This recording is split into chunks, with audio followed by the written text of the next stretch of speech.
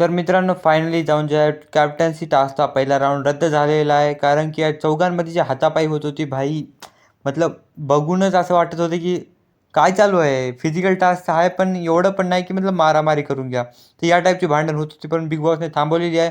त्याच्या थोड्याच वेळानंतर जे आहे सागर करांडे आणि अ, जे तन्वी आहे त्या दोघांमध्ये पण वादावादी झाली खूप जास्त.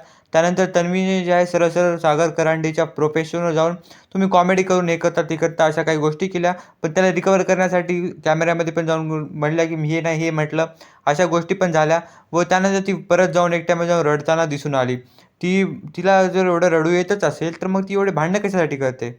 पण रिझन काय? मग भांडणं नाही करायची ना. हेच जी गोष्ट आहे राधाने पण म्हणलेली होती, राधा पाटीलने.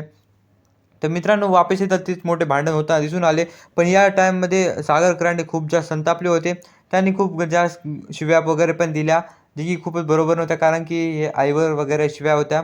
तर त्यांची पण ते एक चूक झालेली, पण ते खूप रागात पण होते.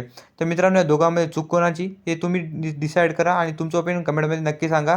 भेटूया लवकर पुढच्या अपडेटमध्ये. तोपर्यंतसाठी बाय.